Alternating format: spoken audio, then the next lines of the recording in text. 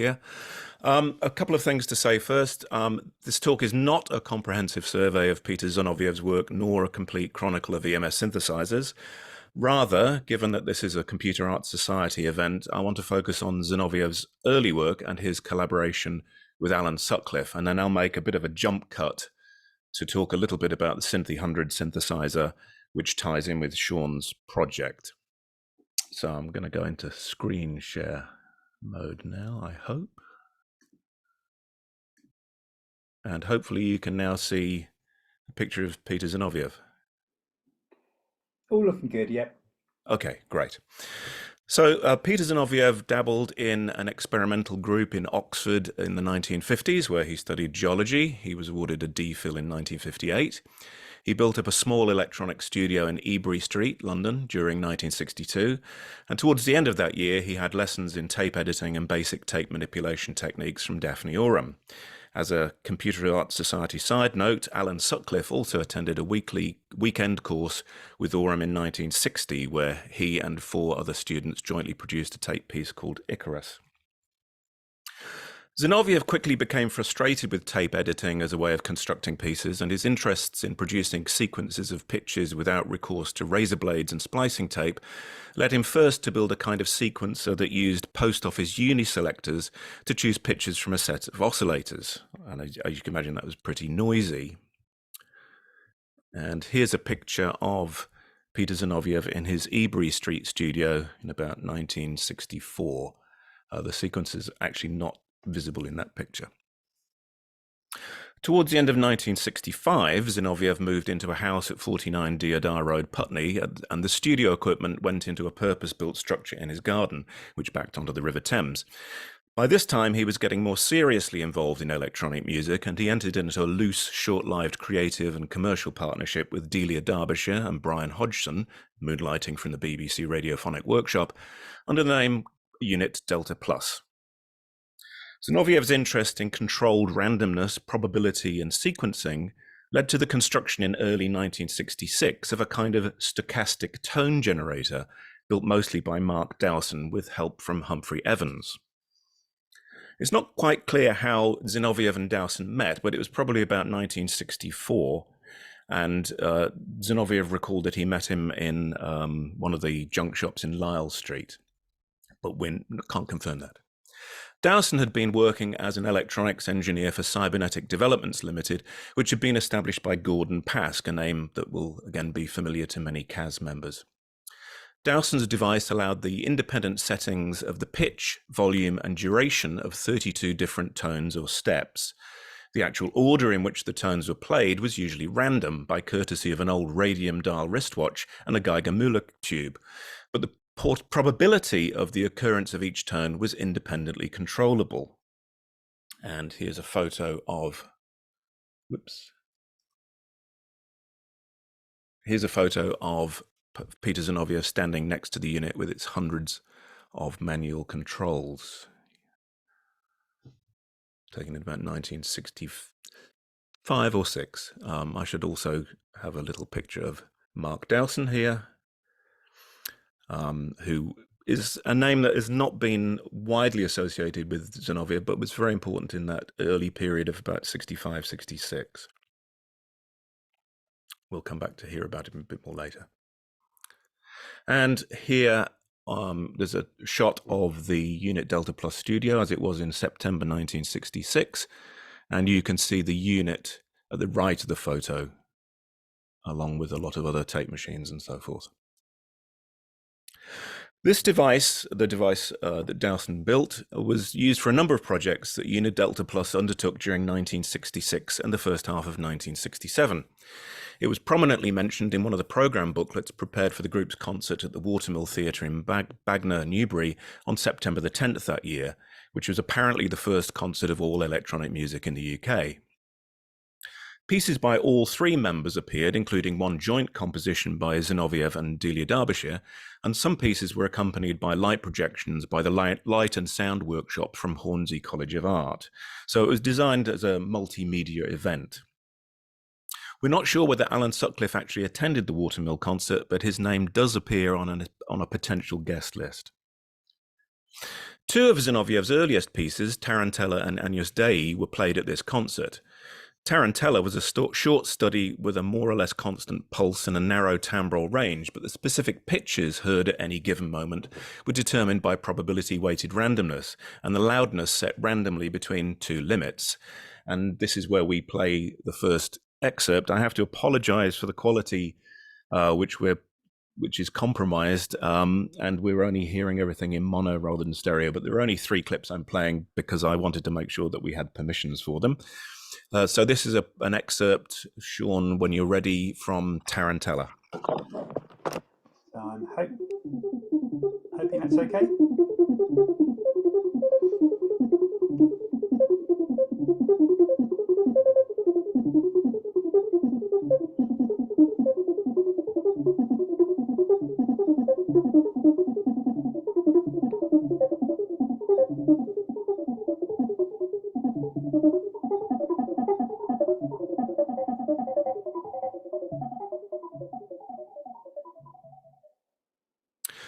So there are a couple of things to point out about this unit Delta Plus concert, I think.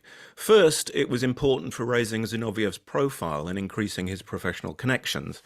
He was effectively unknown around this time, certainly in new music circles, but from this point until early 1968, he gradually became part of a network of people interested in electronic music, partly through his and Unit Delta Plus's involvement with the Society for the Promotion of New Music, SPNM. Second, it's worth briefly noting that lay people tended to use the term computer rather loosely at this point. Although Dowson's machine wasn't a computer, the headline for the review of the concert in the Reading Evening Post was, "Now it's a concert by computer." Similar conceptions applied to synthesizers into the early 70s.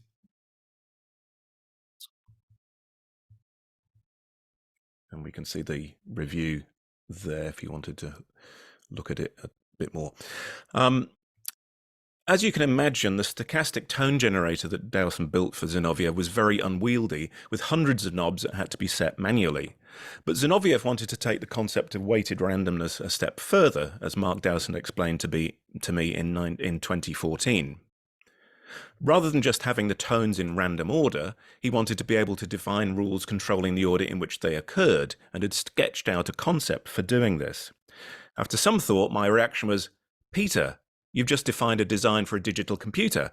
I'd be delighted to build one for you, but you'd be better off buying a PDP-8, which is what he did, effectively talking myself out of a job.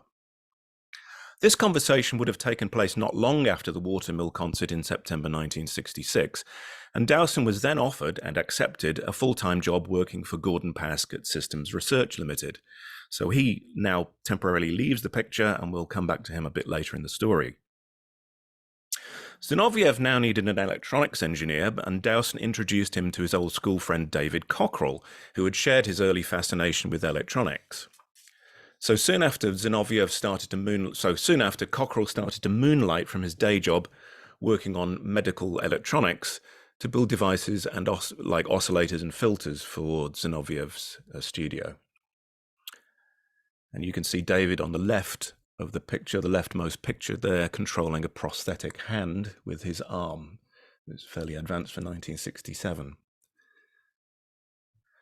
Zinovieff eventually bought his DEC PDP-8/S mini computer, famously financed by the sale of his wife's tiara, around July 1967, and Cockerell was contracted to build an interface to enable the computer to communicate with analog sound-producing devices. And from then on, he worked full-time in Zinovieff's studio. You can see the contract on the right there.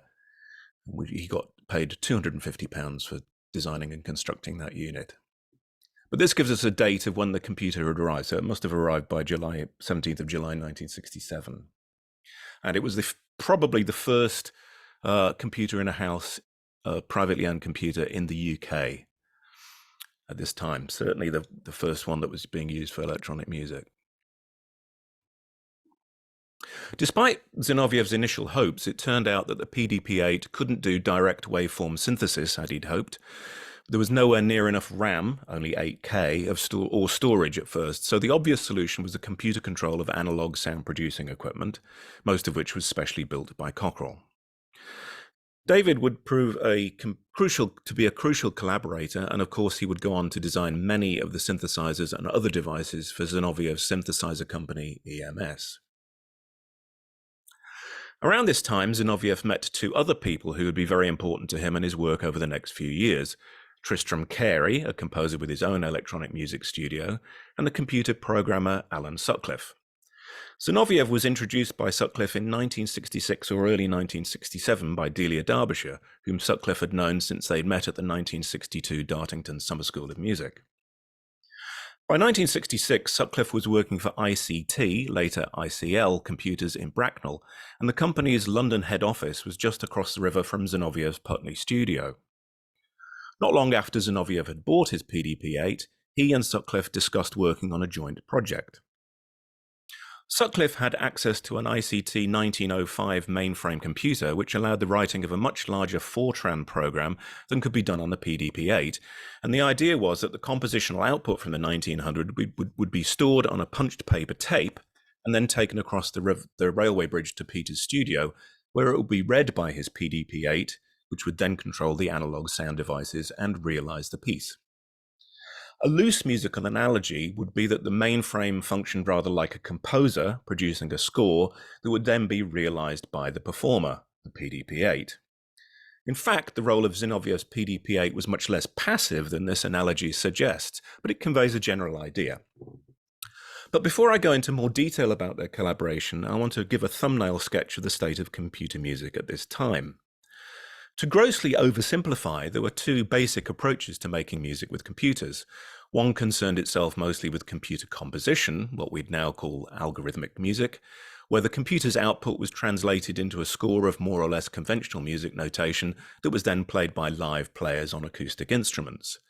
Examples of this would include Hiller and Isaacson's pioneering Iliac suite of 1956 and the series of 6 pieces that Yanis Xenakis produced from his ST compositional algorithm in 1962.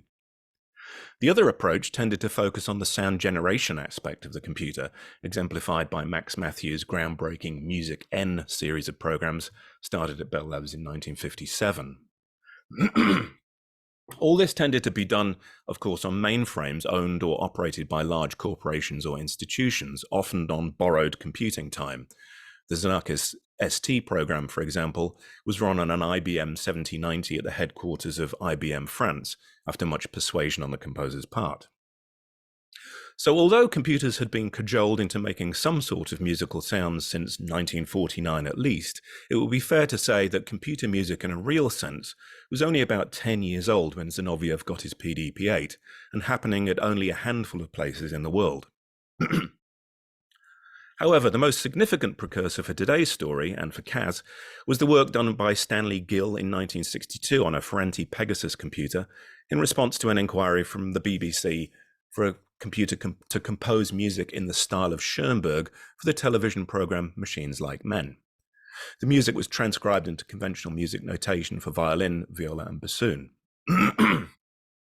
Why was this significant? Well, by 1967, Gill was the president of the British Computer Society, and was involved in preparing the program of events for the following year's Congress of the International Federation for Information Processing, EFIP or IFIP, in Edinburgh. Thanks to Gill, the Congress included a competition for Thanks to Gill, the Congress included a competition for computer-composed music, and Zinovieff and Sutcliffe decided to submit an entry. I've already outlined the basic working method of their collaboration. An ICT mainframe, programmed by Sutcliffe, provided composed material that was then realized, made audible, using Zinovieff's program on the PDP-8. But what was the compositional approach? Both men were keen to produce music that could only have been produced by electronic means, and I think it's worth quoting from Sutcliffe's notes prepared for the competition submission. Our aim has been to produce music appropriate to the electronic means, not to simulate any existing instrumental music. The electronic equipment used here makes possible variations of pitch and timing, for example, not possible on conventional instruments. It is a music of patterns and textures, more like the patterns and textures of nature, perhaps, than most music. In it, there is a balance of control and randomness, uniformity and chaos. Neither alone is interesting. Moreover, this balance should itself change. Variety must vary. A small number of random values make an interesting pattern, a large number do not. Surprise is an essential element of art, but the more it is used, the less it is effective. And I think that represented both of their views on the use of the computer for music. It's not just Sutcliffe. I think that Sutcliffe and Zinovieff shared that approach. This was not a unique approach. The use of weighted randomness to affect various sonic parameters is similar to what James Tenney had done at Bell Labs earlier in the decade, but no one seems to have been doing anything like this in the UK at the time. As you can see, from the trophy on the right, the piece ZASP, the piece that Sutcliffe and Zinovieff submitted, came second in the competition, behind ST4 by Xenakis, one of the pieces I mentioned earlier. And during Sutcliffe's time at the IFIP Congress in Edinburgh in August, Stanley Gill suggested setting up a society for those interested in the use of computers in the arts, and this, of course, became the Computer Arts Society, with Sutcliffe one of the founders, along with George Mallon and John Lansdowne. I want to point out, however, that although Sutcliffe's typed documentation states that ZASP was the name of the piece and the programs used to produce it, his earliest handwritten version uses this name for the program only, and in a letter to ICT's Public Relations Officer, dated the 19th of December 1967, Sutcliffe says that after some months of cooperating with Zinovieff on an entry for the competition, they were in the final stages of preparing their submission. But then comes the most interesting bit, well, for me at least. I quote, "Now that these programs are written, it is relatively easy to generate and realize several pieces, and it is being suggested, presumably by Zinovieff, that some of them should be heard at one of the Redcliffe concerts at the Queen Elizabeth Hall on January the 15th. This Queen Elizabeth Hall concert was one of the most significant events in Zinovieff's career. It was the first major presentation of electronic music in London, jointly organised by him and Tristram Carey. It attracted widespread publicity and a capacity audience of 1,100 people. Now, I can't show the famous footage broadcast on BBC Tomorrow's World programme, but I'll provide a link before this goes out on YouTube, and you can link to it. The main attractions of this concert, as far as the media were concerned, was Zinovieff himself, with his computer at the bottom of the garden, and his partita for unattended computer, not least for the memorable image of his computer being started on stage and left to its own devices to perform a live piece rather than from tape. But the concert also included the first performance of a joint composition by Sutcliffe and Zinovieff. No, not ZASP, but March Probabilistic, which was actually a suite of 3 pieces, Putney 1, Putney 2, and Suite Thames. It seems reasonable to infer that these 3 pieces were what Sutcliffe was referring to in his letter, and they were in fact produced from different runs of the ZASP programme. And indeed, the programme note for March Probabilistic seems to confirm this. The text is virtually the same as Sutcliffe's ZASP documentation, and goes on to state that the first 2 pieces, Putney 1 and Putney 2, were produced by exactly the same programs. Each has 4 voices. For Suite Thames, the 1900 program was changed slightly to produce music of a dramatically different texture in 6 voices.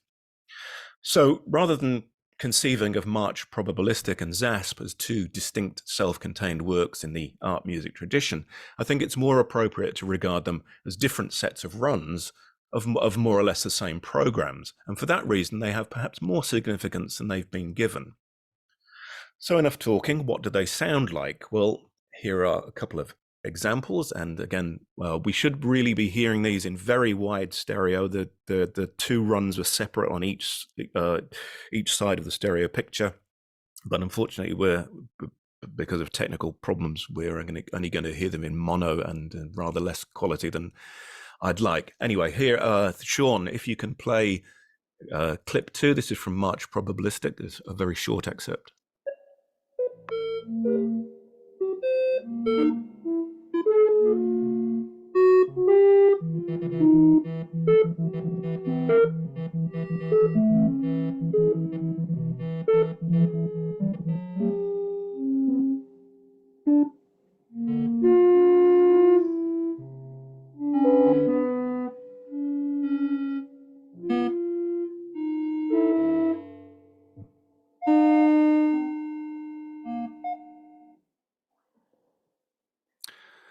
So we can hear lots of different pitches. Again, it's fairly crude because we're talking about a relatively limited amount of, um, sorry, we're talking about a relatively limited number of strands there being controlled by the computer in real time. So what we're hearing is basically just a run of the program twice, one on each side, bounced down from 4 tracks of each to 2. And all of this is being done automatically. The reverb and the echo, which we'll hear on more prominently on the second clip, is all being controlled by the computer. So again, although it doesn't sound particularly wonderful these days, perhaps, for the time this is quite advanced stuff, given that it was all under computer control of analog devices, including the tape machines and echo. So, Sean, if you could play the second clip now, that would be great.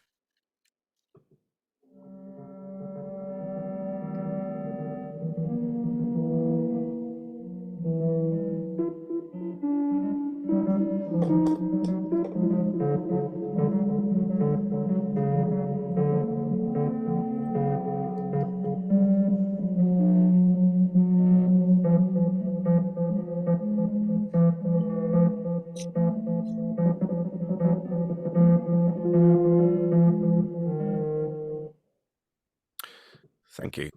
So again, just a very short snippet there. 1968 was a very busy year for Zinovieff and his computer.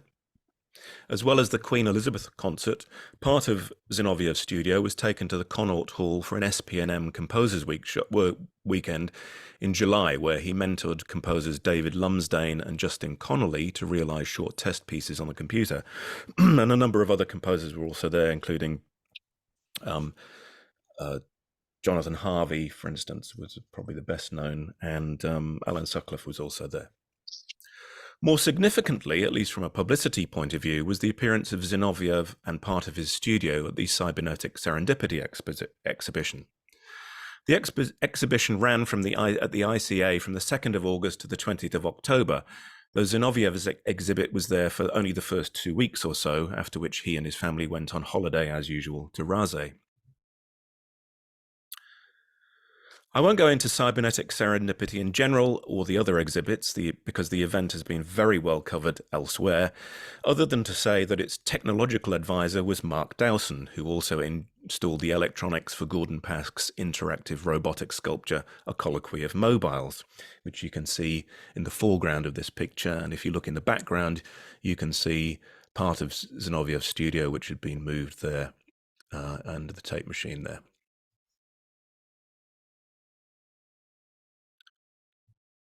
The device specially built for Zinovieff's exhibit was designed to be something of a crowd pleaser. David Cockrell called it the Vox Pop Box, but its official name was the Whistle Interface. Now, if you can just see there, there's a sign on the second rack from the left, which invited exhibition visitors to whistle a tune to inspire this computer. When they did so, the computer detected the pitches and then played back variations of whatever had been whistled. According to Mark Dowson, at the private viewing, Princess Margaret whistled God Save the Queen and got back some quite creditable variations. She also interacted with Bruce Lacey's Sex Machine and broke it. Another significant development for Zinovieff started while setting up the exhibition. David Cockrell recalls that this was where they first discussed the idea of setting up a company to make electronic music products, which became EMS, of course. Cybernetic Serendipity was featured on TV and radio and had widespread press coverage, not all of it complimentary.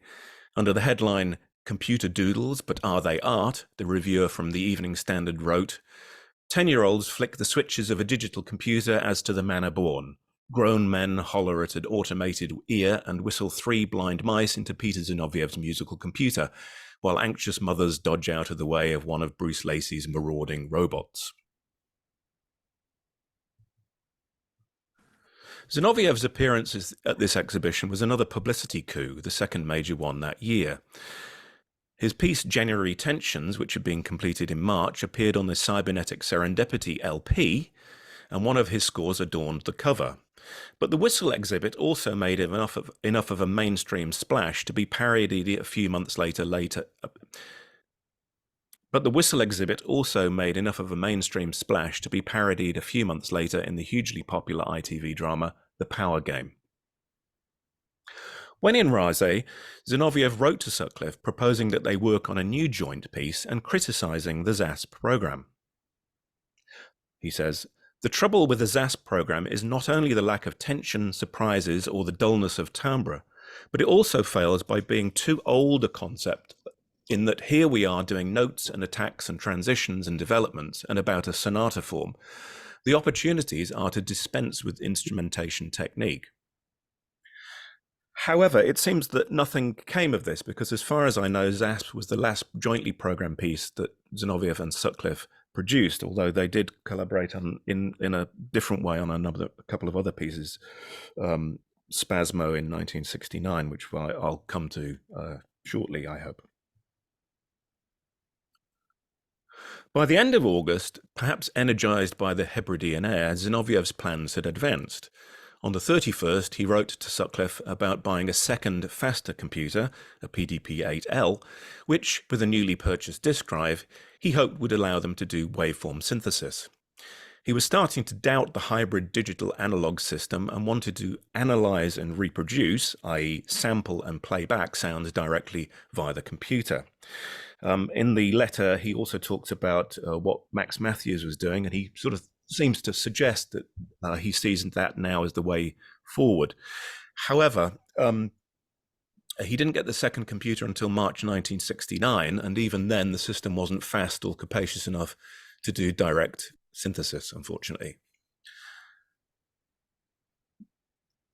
What I can't show you, because I didn't get permissions from the Science Museum written archives, are in Wroughton in time. I still haven't heard back from them. Was the letter that I've just referred to, for August the 31st, 1968, where Zinovieff has written to Sutcliffe. On the back of that letter is a detailed sketch of a tetrahedron, which is now known as the piece December Hollow. So already in August 1968, just after the Cybernetic exhibition, his appearance at the Cybernetic Serendipity exhibition, he is moving on to a much more nebulous concept of how both the score and what computer music could do. Unfortunately, the technology wasn't really up to that at the time, but I mention this to give an illustration that he was already moving away from this idea of programming a lot of notes in the computer and to something much more conceptual, where the computer would respond to ideas like catharsis and contrast. Again, we're maybe just about there now, but we certainly weren't there in 1968. But I wish I could show you the picture because it's great. The rest of the year was also very busy for both Sutcliffe and Zinovieff. Sutcliffe corresponded with Max Matthews. In September, Zinovieff gave a paper on computer control in an electronic music studio in Edinburgh. The following month, both men attended an electronic music congress in Berlin, and Zinovieff gave a paper on the use of small computers in the production of electronic music. That's just to give you a sense of the kind of networking with the electronic computer music scene that Sutcliffe and Zinovieff were doing at this time. But Zinovieff had also struck up working relationships with the composers Justin Connolly and Harrison Birtwistle by this point, which perhaps explains the drifting apart of Peter and Alan as a creatively collaborating team. It's also possible that the arrival of the second computer at Zinovieff's studio also, in a way, replaced the notion of programming things on the IBM 70, the ICL 1900, and having it played back on the PDP-8, because he could do effectively the same thing in-house using the PDP-8L and the PDP-8S to do something along the same lines, where one computer would supply the data to the other, which would then control the sound-producing devices. Meanwhile, EMS was gradually coming into being at this same time, with the design and building of the Don Banks music box in October 68, and the gradual emergence of EMS from what was originally called British Electronic Music by February 1969. So we've got through that more quickly than I expected. So I'm now going to be slightly improvising. What happened next is that Zinovieff gets the two computers and hires another programmer called Peter Gregono, who starts to put together a computer music language called Musis, which is a higher level language. Until this point, Zinovieff had been working using PAL, which is the assembly language of the PDP-8, which, as you can imagine, is very laborious and time-consuming and not very amenable to being approached by composers. The idea was with Musis that you could have a higher level language which would be more accessible to composers. It didn't quite turn out like that, but that was the intent behind it. And the next public event was another concert at the Queen Elizabeth Hall, this time in February 1969. And one of the people I saw joining us earlier, Lawrence Castley, also had a piece played at this concert, so he can tell me whether what I'm saying is complete bollocks or not. However, I've brought with me today the program booklet from that, which, as you can see, has a tinfoil cover, which was a bit of a prank on Zinovieff's part, that people would be sitting in the Queen Elizabeth Hall looking at the program booklet, and this would be going on all the time. What I also want to point out about this program is that it contains effectively the score of Zinovieff's piece December Hollow. I can show you the 2D version here. And if I turn screen sharing off for a moment, I don't know whether you can you see that now? There it is in real life. And we have this tetrahedron that folds out of the program and makes the score.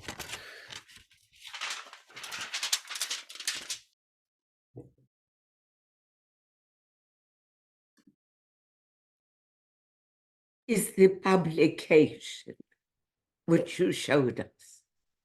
What's it called? Hello? This publication? Yeah. This thing? This is the program. Has it got a name? It's the program booklet for the Queen Elizabeth Hall in February 1969. I don't know if you can see that. Yes. Now, what's significant about this booklet, apart from there's lots of things about interesting, it also has the first advertisements for EMS, which we can see there. Yes. So although EMS was just about coming into being at this point, they didn't really have any commercial products. I mean, commercial is a strange word for basically a cottage industry anyway, but they didn't have any. The VCS3 was not around at this point. They had just started to build a dynamic filter, which Lawrence knows all about. And the rest of it was basically a kind of promo, a bunch of promo material for EMS. Also included essays by Tristram Carey and Peter Zinovieff, and articles by Tony Palmer about pop music and electronics, and an article by the clarinetist Alan Hacker about using the electronic clarinet, which is on a Burt whistle piece. 4 interludes from a tragedy. So we have that. The reason I wanted to show the picture there was, let me get back to my Share screen there. Again, this is just to demonstrate the notion that Zinovieff had with this tetrahedron, which was taken. The idea from this of this tetrahedron was basically taken from his geological studies.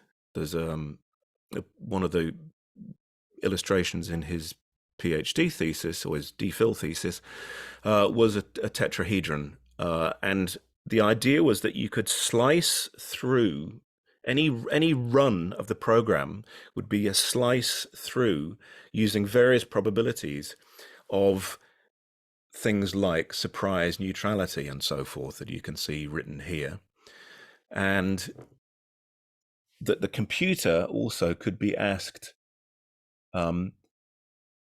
please make me a beautiful composition. This is a beautiful composition. Is this a beautiful composition? Do you think this is a beautiful composition? Do you think this is a beautiful composition? And so on, which was rather, I mean, I hesitate to bring in the specter of AI, generative AI here, because it has many problems. But effectively, I think this is what Peter is suggesting here, that we have something that you interact with and you tell it the sort of things you want and give it feedback and produce a composition that way.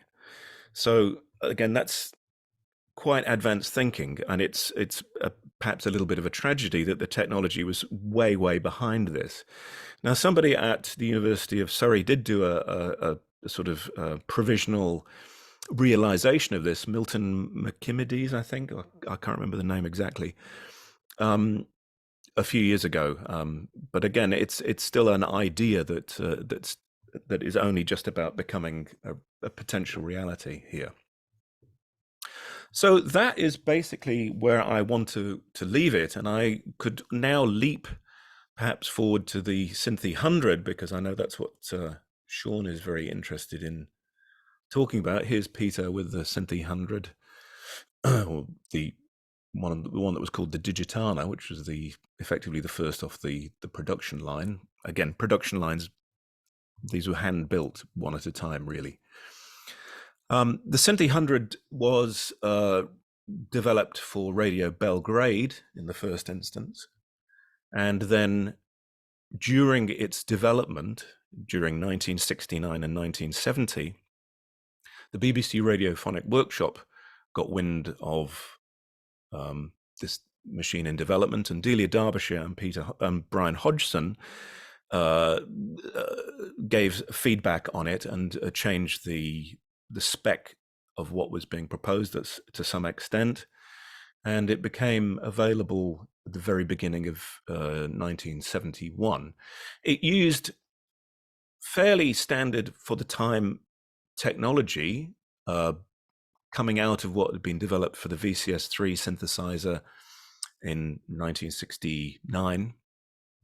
But the point of difference, its selling point really was not the many sound producing and sound modifying devices, the filters and oscillators. Its main point of difference from other synthesizers at that time was that it had a digital sequencer, which we can see on the right panel, which allowed the storage and playback of many more notes than were possible on other commercial sequencers. In fact, there were only really two or three at the time: the Buchla, the Moog sequencer, which was an analog thing, which had only up to 24 steps, and the sequencer that was in the ARP 2500, again, which is very few steps and set by controls, knobs.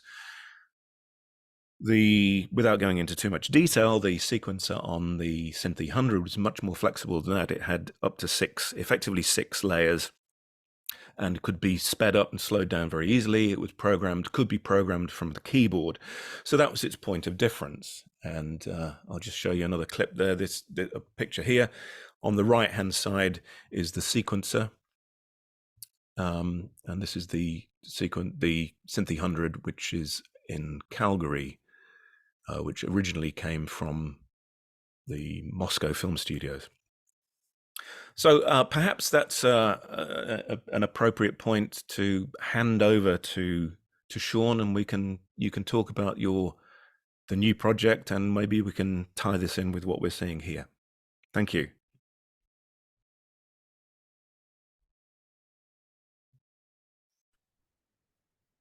Hello? Sorry about that. I lost my window temporarily. I'll put my camera back on. Wonderful talk. Thank you very much. Thank you. It's lovely to see you. It's lovely to see you here. Okay. Well, there will be time for some questions. See me, but I'm around. Thanks, Shasha. So there will be time for some questions, but we wanted, while you were talking about the Synthi 100, to highlight a project that we're launching stroke relaunching in Leicester. And this is a new version of our studio R10. We're moving to a place called the LCB Depot, which is in the centre of the cultural quarter in Leicester. And our sort of pride of the studio is a Synthi 100 synthesizer. Now, the Leicester Synthi needs rewiring, it needs repairing, but it's complete in terms of the raw materials and it's in pretty good condition. And I will show you a picture.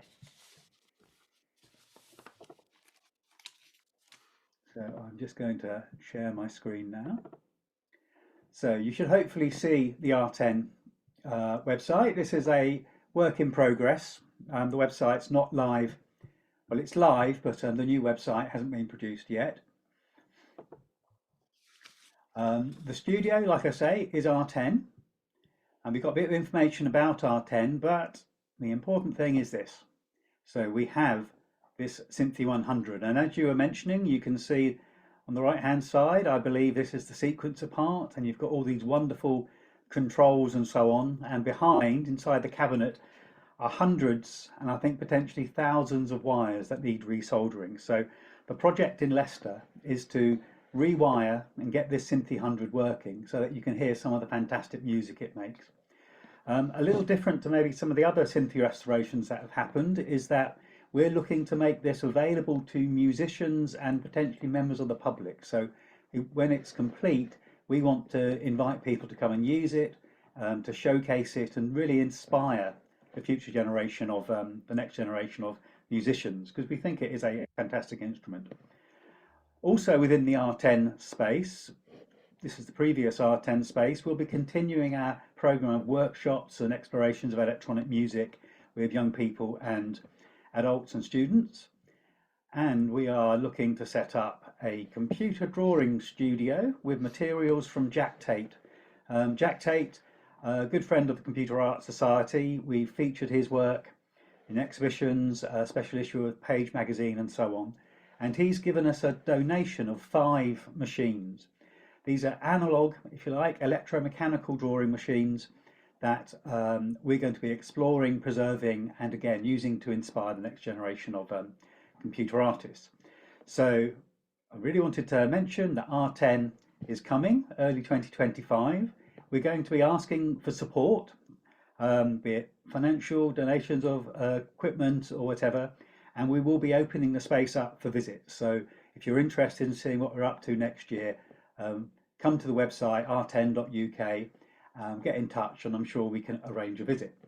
So I really wanted to just introduce that, but I also wanted to show you something else that I thought might be quite fun and relevant to what you were showing. So can you see me again? Am I back on screen? Yep. Great. So this here is, can you recognize it? It's actually a reproduction of a PDP-8, which is the type of computer that was used by Peter Zinovieff. This has a Raspberry Pi inside it, but it is fully functional. It fully emulates a PDP-8 and it has all the switches and so on the front. Now, one ambition we have is to get this talking to the Synthi 100. We don't know if we're going to get it talking in the same way because we don't necessarily have all the equipment, but one of our studio projects will be PDP-8/S. It can emulate a 8/S talking to a original Synthi. I think that should be quite a fun project. And anybody who's got any experience or expertise in helping us do that, please get in touch. So we wanted to sort of interrupt your talk before the questions, really, to talk about the Synthi 100, the Leicester Synthi 100. But I think we should open up the floor to any questions. Now, I could start by passing on a question from Nicola Sutcliffe. And Nikki got in touch yesterday and she apologised that she might not be able to come tonight. I don't think she's been able to come tonight, but of course she'll be able to look at the recording. This will go up on YouTube soon. Just looking here. And her question really was about the demise, if you like, of EMS.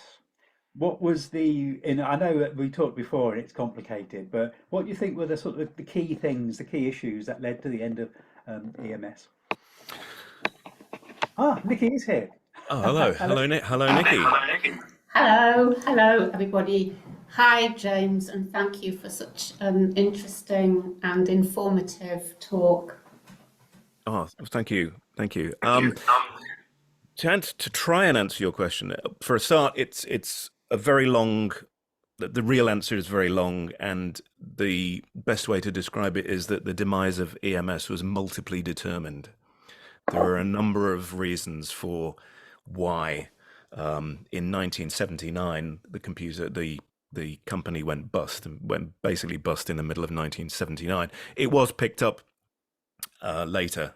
Well, I won't go into that now, and it's still functioning. As many of you know, Robin Wood in Cornwall still makes VCS3s to order. There's a huge waiting list, and they're not cheap. Then if you see the prices of the originals on eBay, you know they're quite reasonable in comparison with that.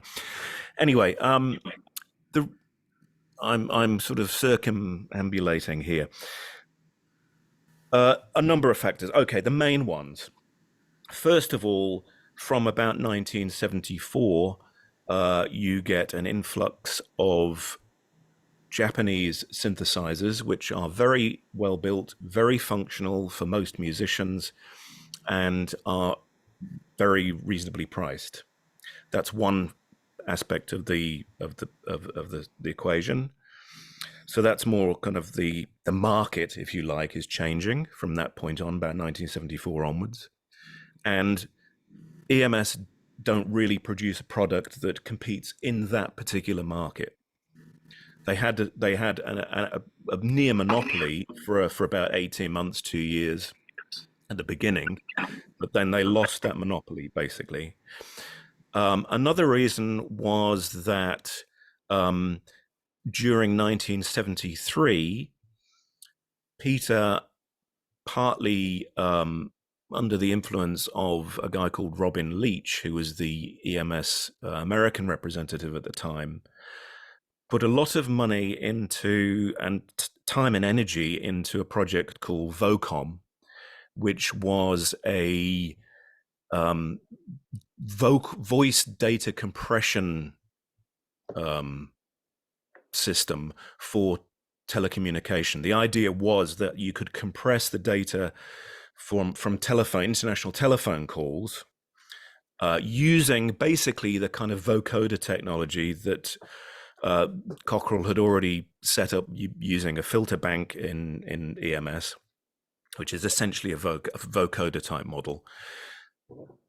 The idea was that this could be commercially exploited as a telecommunications product and would make EMS vast amounts of money, and that would be floated on the American Stock Exchange and so forth.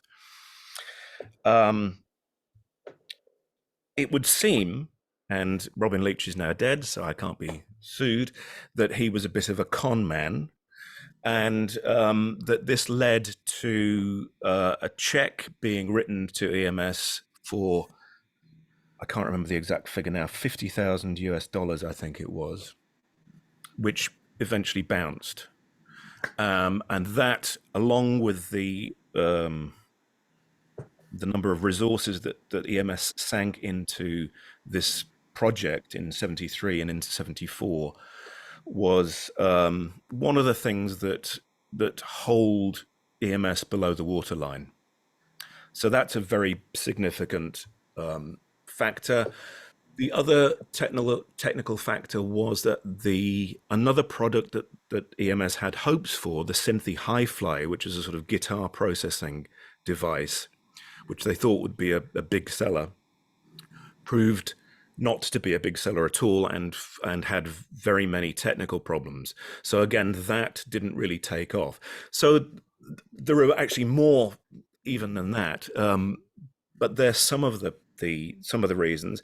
The other reason, of course, is that it's important to stress that Zinovieff saw the EMS synthesizers as very much a means to an end, the end being the maintenance and development of his computer music studio, which was his real priority. He was not that interested in the synthesizer sound side of the business.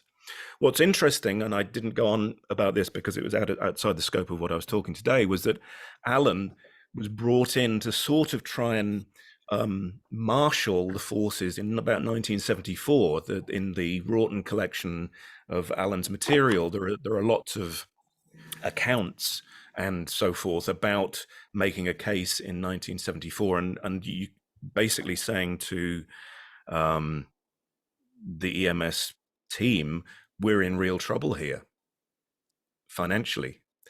So I hope that begins to answer your question. Yes, thank you. It's very complicated. Buy the book when it comes out. I shall. Do we have more questions?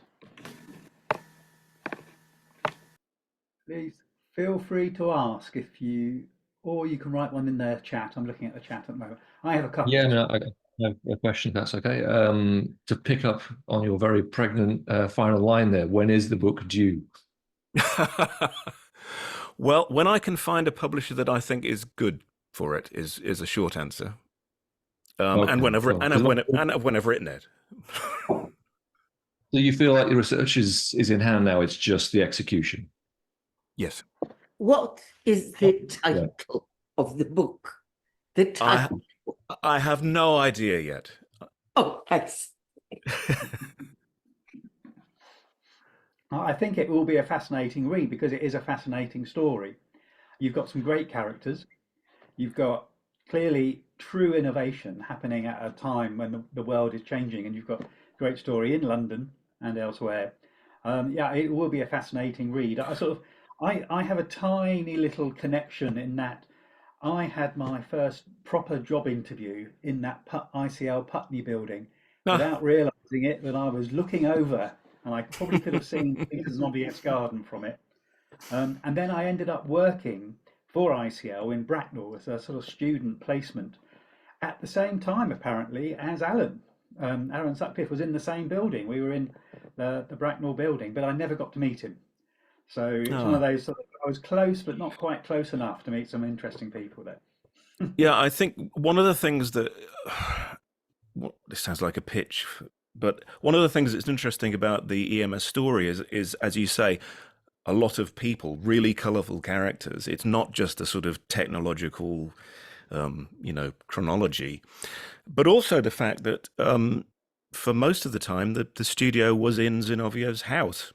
And the family are involved in that. So there's a real family story to be told as well. It's not just obviously there's a sort of synth nerd factor, but I think it's a broader story really, and in the time in which it takes place, but also the people involved, and the idea that this was a very small business.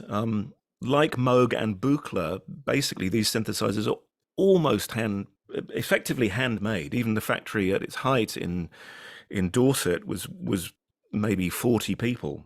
So you're talking very, very small, a very small factory with a lot of people just hand soldering this stuff. It's not an automated production line at all. So the idea that this is sort of some big industrial thing is completely wrong. At best, it's a cottage industry. And so we're aware, I think there are maybe 28 or 30 Synthi hundreds. Depends a bit on how you count them, but my number is 30.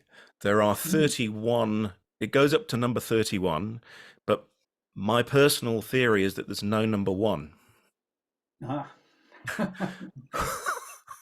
So it is. I can Yeah. go into I can go in for the reasons for me saying that, but that's Hmm. that's the punchline. Oh, okay. So, and how many are you aware of that still exist? Oh, still exist in working condition, or still exist at all? Well, exist at all and in working. Maybe if you have an idea for both. Yeah.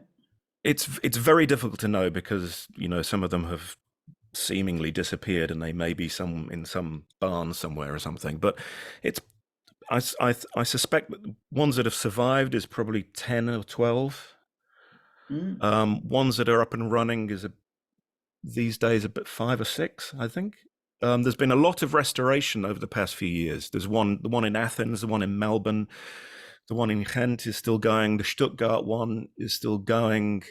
There's one in which was at Indiana South Bend. How many? That's 5. So maybe more. I think there's the one that's owned by Aphex Twin. There's the one that's owned by Jack Dangers. There's the one that's owned by Danny Carey from Tool. So that's quite a few. Maybe that was an underestimate. Actually, now I actually Okay, maybe, and got to Pete do it in my Townsend, head. of course, as well. Yeah.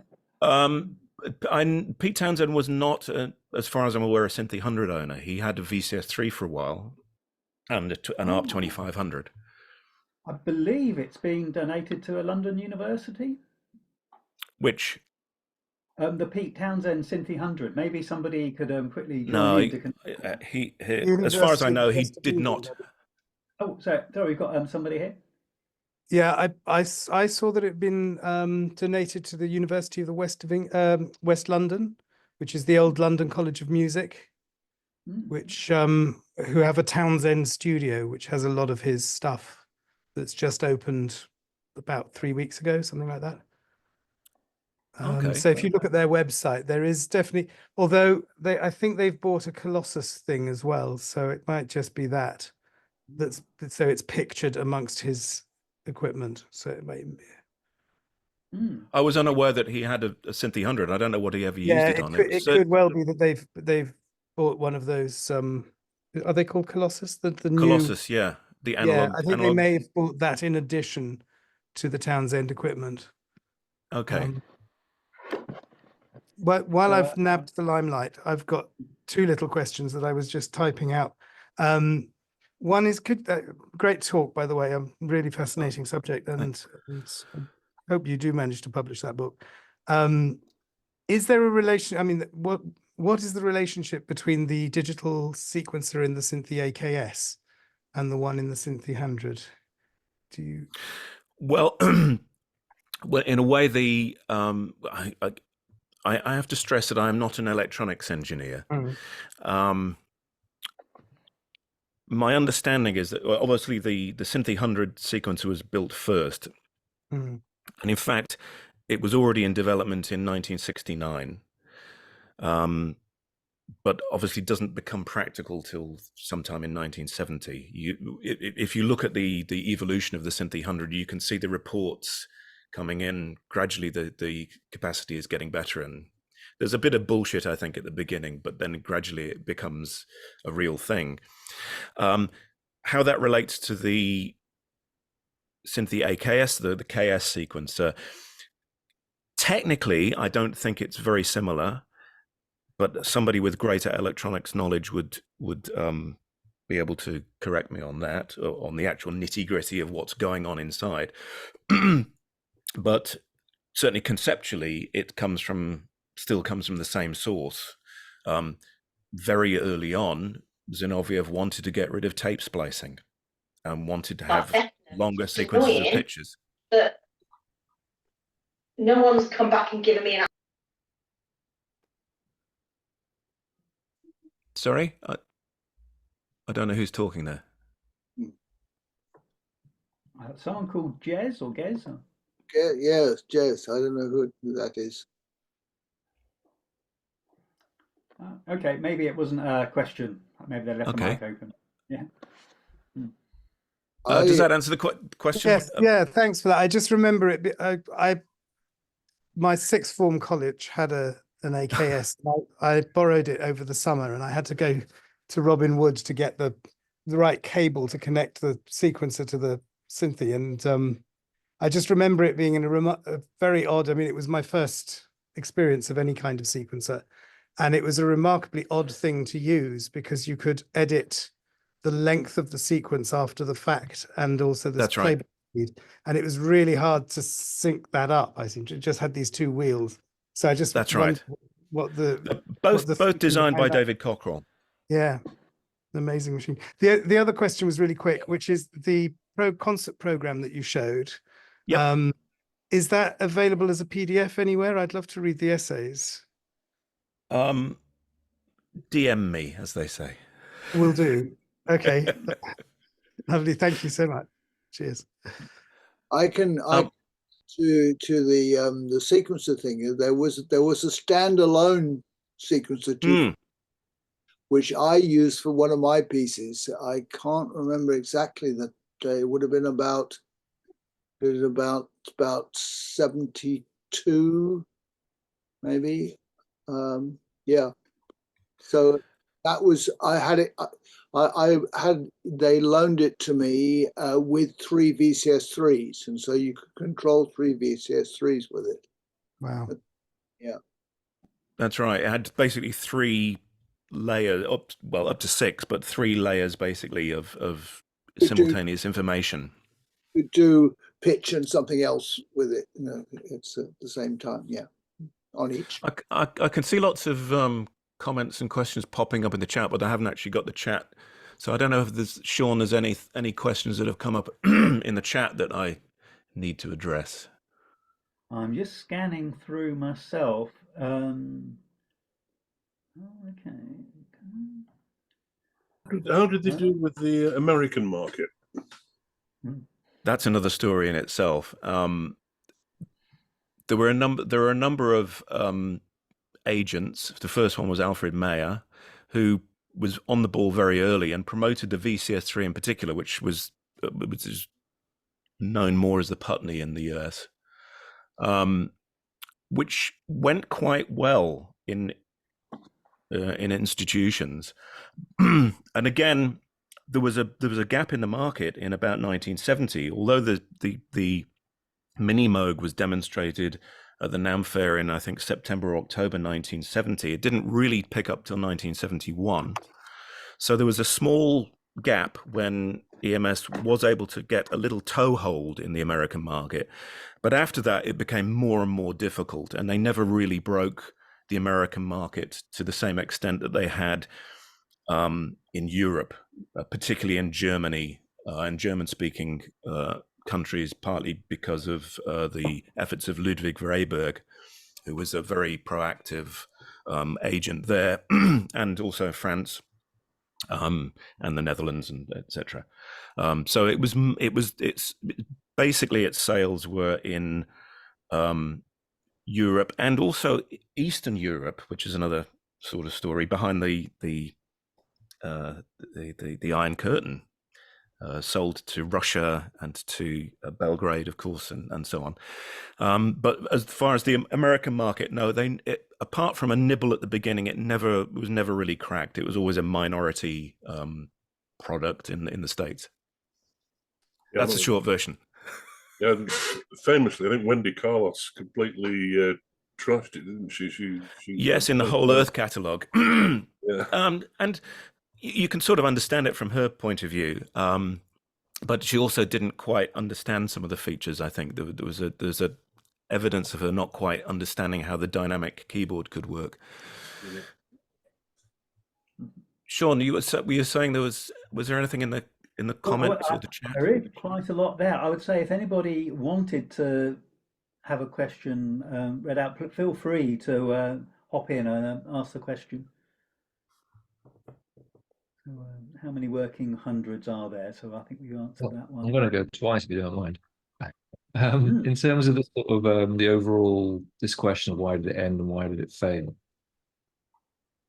I don't want to be sort of too leading because I've got an opinion on this. I'm just curious, how much do you think sort of the cultural positioning that the individuals and the sort of the placement that EMS and their products had fed into the sort of the collision with the marketplace, shall we say? Well, can you clarify what you mean by that a bit? Well, I guess when you sort of borrow into the sales figures, and I'm probably quoting you here, so feel free to just take it as a reference. But I think I think you made a point somewhere that when you actually drill into the sales figures, a lot of the AKSs and the VCS are going into the educational market. Mm.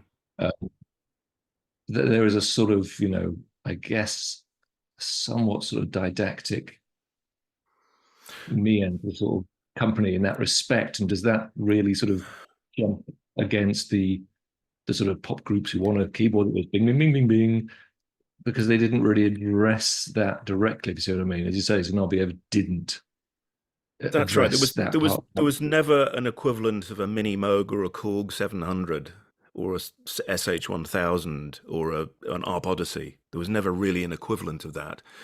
And I think you're right. That's partly because certainly for Tristram Cary and for Zinovieff, that was not what they were interested in. The notion was that this is electronic music. Um, Tristram's famous comment: "If they want a keyboard, they can buy a bloody piano." So yes, I think it partly militated against that. In fact, of course, it was picked up pretty early by pop groups. King Crimson and Curved Air in the UK were amongst the early adopters. So that it's something they could have capitalized on in principle with hindsight, but they didn't. They could have produced a much more, so to say, user-friendly instrument, but they didn't. However, I mean, the educational market was something that a number of manufacturers were trying to break. Moog had in development a thing called the educational synthesizer or the classroom synthesizer, which never came to fruition. And so there were a number of people trying to break that market. And in a way, EMS were actually very successful, particularly in Anglophone countries, at doing that. It did get into colleges, it did get into schools. They had a contract with ILIA in London. And certainly here in New Zealand, a lot of the universities still have or had them, and some still have them. And in Australia, the same thing. So there were two markets perhaps that could have been successfully exploited, if you like. But certainly there was no response to a particular need. The design was not driven from that point of view. Again, the design team is basically Zinovieff and Cockrell, with input in the early days from Brian and Jerry Rogers and Tristram Cary, none of whom have really got their finger on the pulse of what's going on in pop. The nearest people to have what was going on in the pop world were Robin Wood and Bill O'Kentish, and a bit later Tim Orr, perhaps. So yeah, I think you've got a point there. Thanks for that. So it's interesting to hear how it leads into your thinking on this. But I'll read the book. Right, interesting questions. Thanks everyone for that. We've sort of hit our 2 hours, which is quite a long time, but it's been a very interesting talk and great questions. I will put this up on the Kaz YouTube channel. So if people are okay to have the question part, this part in with that recording as well. Anybody any objections? No, we're okay. Great. I also feel that with the R10 studio and our Synthi project, this might be something that we try to do on a more regular basis, try and bring people together to maybe talk about some of these things and share experiences. I'll include that in a follow-up email to all the people who registered. And if people are interested in maybe joining a bit of a sort of Synthi group or helping Jim do some more research, that sort of thing, and let me know, and we'll try to encourage a more regular online meetup if that's of interest. I think that would be good. I'd be interested in that, of course. Great, yeah.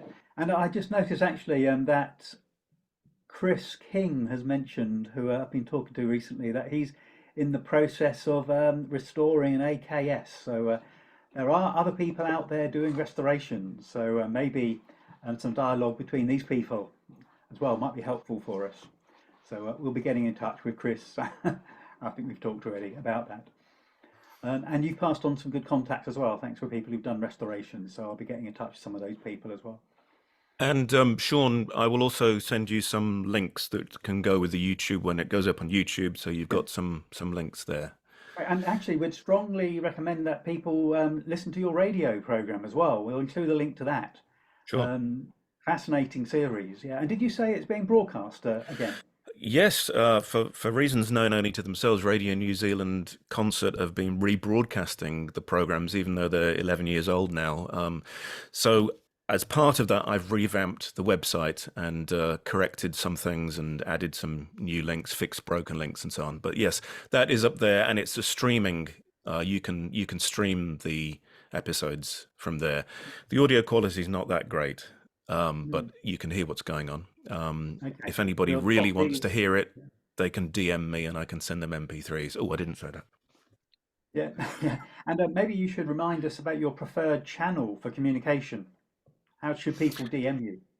Oh, well, if you go to my website, which is jegcomposer.com, I think, if you Google me, it should come up. There's an email link there. There's a contact form which will come to me. And I think you mentioned that you're on Twitter. Is that right as well? Or was it Blue Sky. I'm like Sky, most people. I've jumped ship now. I am now on Blue Sky, but I can't remember my handle. But if you put Jeg Composer in, it should come up. Brilliant. Okay. Well, thank you very much. That's a fascinating evening. Thank you for asking me. Really interesting talk. Like I say, I think we'd like to do a few more really with this group of people. So people should listen out. Yeah. Well, we'll I've let only you scratched. know. I only scratched the surface, of course. So. Yeah. Thank you, Sean. Thanks for